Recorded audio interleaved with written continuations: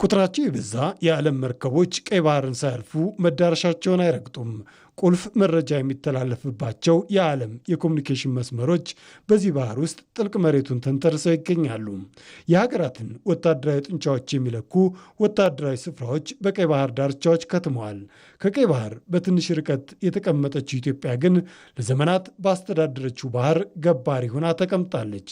ይህ በራስ ቄ የበይ ተመልካችነት በዚህ ተለዋዋጭ የዓለም ሁኔታ ብዙ የሚያራምድ አይደለም።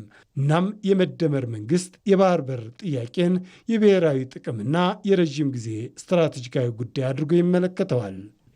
ከሺህ ዓመታት በላይ ቀይ ባህርን ባለቤት ሆና ያስተዳደረችው ኢትዮጵያ ብሔራዊ ጥቅሟን ለማስጠበቅ ዳግም ወደ ቀይ ባህር መመለስ የሚለው እሳቤ ገዢ እየሆነ መጥቷል። ይህ የታሪካዊ ባለቤትነትና የፍትሐዊነት ጥያቄ አንዱ አካል ነው። ይህን ለማሳካት ደግሞ ህዝብና መንግስት በጋራ ከቆመ ውጤቱን የተፋጠነ ያደርገዋል። ሀገራችን የባህር በር ሳይኖራት በመቅረቱ እያወጣን ያለነውን ወጪ ይታወቃል። ከዛ አንጻር ለኢትዮጵያ የሚቀርፍላት በኢኮኖሚ ከፍተኛ አስተዋጽኦ ስለሚሆን ያ ደግሞ ቀጥታ ከህዝብ ከኢኮኖሚ ኑሮ ጋር የሚገናኝ በመሆኑ የህዝብ ጉዳይ ነው። የባህር በር እንደነበር ይታወቃልና ይሄ ጥያቄ አዲስ አይደለም። የነበረ ያለ አሁን ደግሞ ጊዜውን ጠብቆ መልስ የሚያገኝ ስለሆነ ትክክል ነው የመንግስት አቋም የሚል እምነት ነው ያለኝ በኔ በኩል። ለኢትዮጵያ የባህር በር የሞት ሽረት ነው። እዚህ የባህር በራችን ለኢትዮጵያ ህዝብ ወሳኝና አስፈላጊ መሆኑ እንኳንስ ሰው የሚንቀሳቀሰው ቀርቶ ሆዱም አለ ውስጥ ይናገራል ብዬ አምናለሁ።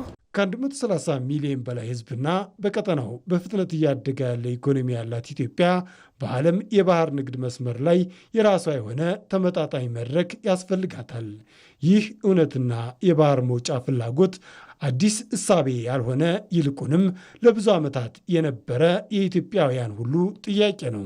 ባህር በር አልባነቷ በሀገሪቷ ኢኮኖሚ በሀገሪቷ ብሔራዊ ደህንነት ላይ ያለው ተጽዕኖ በፊትም የነበረ ነገር ግን በተለያየ ምክንያት ጥያቄው ያልተነሳ አሁን ግን ማንሳት የሚያስገድዱ ሁኔታዎች ስለተፈጠሩ የተነሳ ነው ብሎ መውሰድ ይቻላል። ያ ከሆነ የአንድ ፓርቲ አጀንዳ ወይም የአንድ መንግስት አጀንዳ አድርጎ ማየት አይገባም።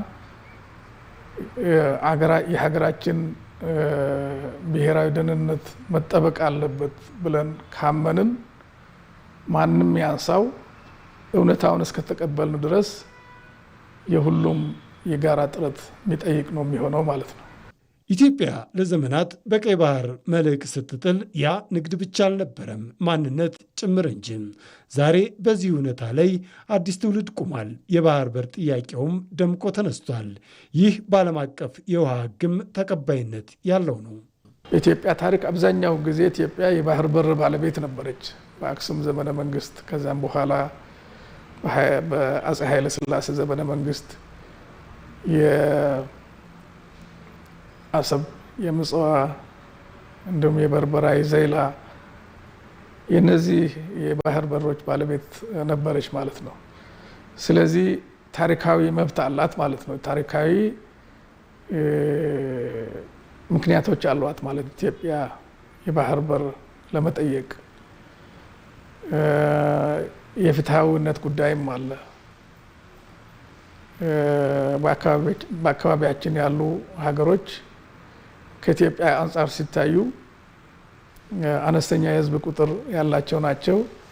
ነገር ግን ሰፊ የባህር ኮስት ላይን ያላቸው ናቸው። በዓለም አቀፍ ህግ ደግሞ ፍትሃዊነት ይታያል ማለት ነው።